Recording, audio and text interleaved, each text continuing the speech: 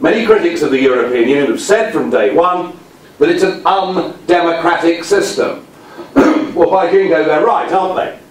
Because the government of the European Union is the unelected European Commission. It is the civil servants who have the sole right to propose legislation. It is the civil servants who have the sole right to amend that legislation. All we can do, as the elected bit of it, is to effectively rubber stamp and occasionally amend and delay that legislation. It's incredible. It's quite incredible.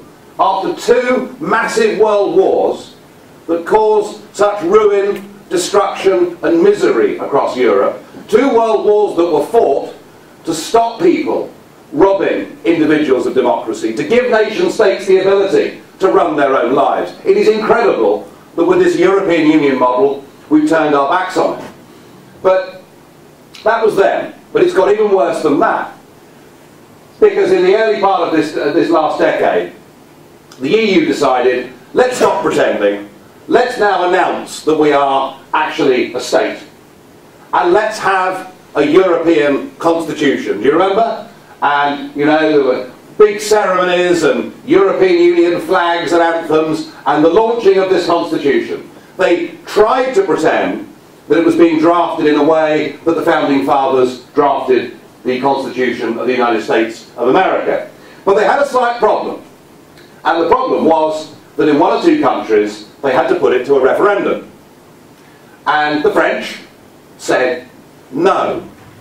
And the Dutch overwhelmingly said no. And we all know, had this gone to a referendum in Britain or in Germany or frankly almost every country, the answer would have been no. But what they did, I think, sums up the EU as we know it today. They absolutely refused to accept the no votes, refused to accept their validity. They rebranded it as the Lisbon Treaty. And in fact, an Italian politician, D'Amato, former Prime Minister of Italy, actually openly said the good thing about calling this a treaty and not a constitution is that we don't have to put it to referendums. Just to give you an idea of how democratic these people are. Well, of course, there was a problem, because one country, Ireland, under their constitution, had to put it to a referendum. And the Irish said no. What a wonderful day that was in Strasbourg. We turned up the next day, and we had green T-shirts made with Respect the Irish Vote, and over 100 MEPs wore them.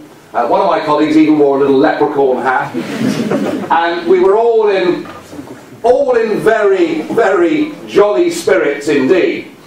And there was a debate on the Irish vote. And I'll never forget what Martin Schulz, who was the leader of the European Socialist Group and the European Socialist Party, said. Schulz said, in the wake of Ireland voting no, we must not bow to populism. By which he meant the democratic will of the people of Ireland. We must not bow to populism. And in response to that, I gave one of my speeches in the European Parliament. And for those of you that have seen YouTube, you will know I am consistently helpful and moderate in all things. And I pointed out that actually what was happening here was that an undemocratic organisation was now becoming an anti-democratic organisation. Such was their total contempt for the views of the people of Ireland, of the Netherlands, of France, or anywhere else. They are the masters. They know what is best. They know what is good for us, and damn all of us if we think we're going to have any democratic say. I remember on that day just how angry they'd become.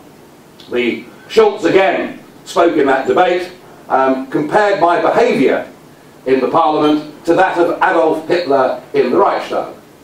I mean, there is no form of abuse that these people won't sink to. Danny Cohn-Bendit, who was the leader of the Paris riots back in 1968, said that I was mentally ill. Well, my family might agree with that, but I mean, you know, this is how dangerous these people are. This is what I'm saying to you. The whole thing is anti-democratic. It's only 20 years ago that there was a regime a little to the east of here called the Soviet Union, who used to operate in exactly the same way. They didn't have commissioners, they had commissars. They had 5-year plans, and 10-year plans, and 20-year plans. They organised the thing on the basis of central planning and control. They organised the thing on the basis that they knew what was best for people, and that people weren't competent to decide their own future.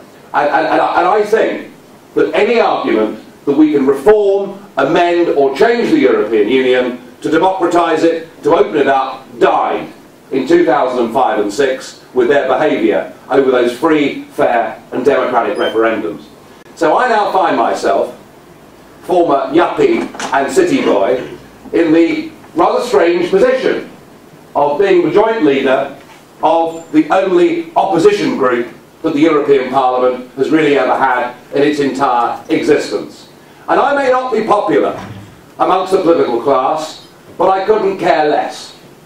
I don't want to be popular amongst those people, these career politicians who care more about themselves than they care about nation states and they care about democracy. But what I do know is that right across our continent there is a growing wave, a growing democratic revolution that is taking place, and it's being led predominantly by your generation. Your generation who can see that if we're going to have successful futures, we must be part of a global economy and not close our minds and believe that Europe is the beginning and the end of everything. A young generation who actually want to be able to determine their own futures through the ballot box. That's the point about democracy, isn't it? In democracy, you don't just vote for your government, but you have the ability, once every 4 or 5 years, to say you're a cheating, lying, dirty lot of rascals, get thee gone, and I'll put somebody else in with a different manifesto. That's what the young people across Europe are saying, and I think we have a very interesting specimen of this in Finland, right at this moment in time. In Finland, which has been a 3-party system, a conservative, socialist and liberal party system, and in Finland, the Eurosceptic party, the True Finns, whose MEP, I'm proud to say is part of our group, are up to 18.5% in the polls and are just 1 point behind the government with 6 weeks to go before the general election. So things are changing across Europe, and is it any wonder when you look at the way we're governed? You know, it was objectionable enough to have a European Commission in day one, but what did the Lisbon Treaty give us? It gave us Herman van Rompuy, the President of Europe. And it seems that I rather upset him. I did make the point that we've been told that once we'd had a President of Europe, it would be a figure so big and powerful that he would stop the traffic in Beijing and Washington. And I was struck that I didn't really think that Herman van Rompuy would stop the traffic in Brussels, let alone anywhere else. And so I did say, it's true, that he had the charisma of a damp rag and the appearance of a low-grade bank clerk. Now, I don't think, as far as political insults go, that was really too heavy. I mean, after all, I've told you what they've been calling me in the Parliament, and that's apparently fine. But oh, goodness me, didn't it cause a bit of a storm? And I was asked for the President of the European Parliament. I went in for a meeting with him, and piece of advice to all of you: when you leave university and you go on and you pursue your careers wherever you go, whenever you're invited to a meeting and the person inviting you doesn't offer you coffee, you're in big trouble, all right? So I went in to meet the President of the European Parliament, and it was very much an interview without coffee. And he said to me, "I'm asking you to apologise." I said, "Oh yes?" He said, "I want you to apologise to the European Parliament. I want you to apologise to Mr. Herman van Rompuy, and I want you to apologise to the people of Belgium." And I said, "In advance, is there anything else I must do?" You know. So of course I completely refused, but I did the next day, after some thought, apologise to bank clerks the world over for any offence that I might have caused. But so upset with me were they, that they fined me the maximum fine that the European Parliament can bring in and they fined me 10 days' pay because I wasn't very nice about Mr. Van Rompuy. And the President of the Parliament said to me, "This will never happen again." And I thought, how on earth are they going to stop me? And last week, I had a little exchange with him last week, and there he was in December, shaking hands with, of course, Colonel Gaddafi, the man that is now our enemy, although on reflection, I suppose it was one unelected leader greeting another unelected leader, so perhaps nothing terribly unusual about that. So, and I do admit, I've been a bit of a thorn in their side, but apparently what's really upset them are my comments about Belgium. That's what's really upset them. And the British Foreign Office have said, or said to me at the time, that I'd done a terrible thing, that I'd insulted this great unified nation of Belgium. Well, I think that when we look back at our histories, when we look back at our own lives, often there are things for which we should apologise. And as a British person, I think I should apologise to you all tonight for the artificial creation of Belgium. Back in 1839,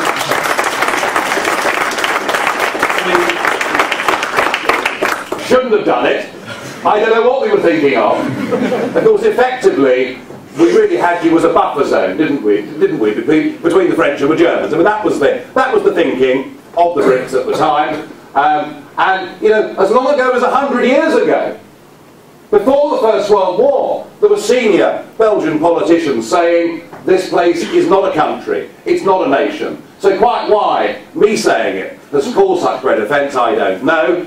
But I do note that I made these comments on the 24th of February last year, that Parliament was dissolved in Belgium at the end of April, and there hasn't been a government since, and it's over 280 days, so I do feel borne out by this, and I have to say, I have to express a slight prejudice of my own. I do think that the Flemish people deserve to have their own independent free state, and if I can do anything to help them get it, I will.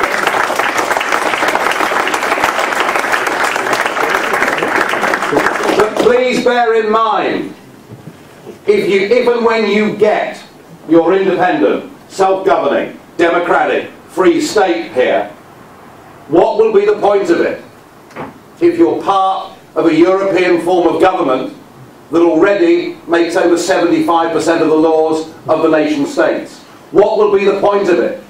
Particularly here, where you know, your success in business through hard work and entrepreneurial flair would be destroyed by the employment regulations, by the ladder regulations, by some of the crackpot regulations on the environment. What would be the point of any of it? What would be the point of democracy if we're all swallowed up by this state? So my job, I feel, is to help lead initially and then link arms right across this European continent with like-minded people. We're not from the right, we're not from the left, we're not from the centre. We come from all walks of life. We believe in democracy. We believe in self-government. We believe in having our own proud nations. I want a Europe that trades together. I want a Europe that works together. I want us to agree, sensible, common, minimum standards on things. I want to have reciprocal deals between British universities and German universities. I want to do all of those things that we ought to be doing in the 21st century as next door neighbours. But we cannot have those freedoms and we cannot have our democracy all the while the Van Rompuys and Barrosos are ruling our lives, and the sooner we get rid of them, the better. Thank you.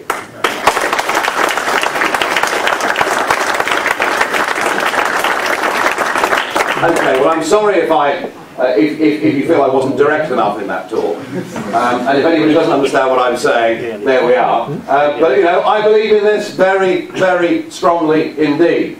You see, I have this feeling that if you take away democracy from people, rather like our friends in Greece at the moment, if the way you vote in the next Greek general election doesn't matter, because you can't set interest rates, you can't set tax rates, because the European Central Bank and the unelected bureaucrats and officials in Brussels now run your country.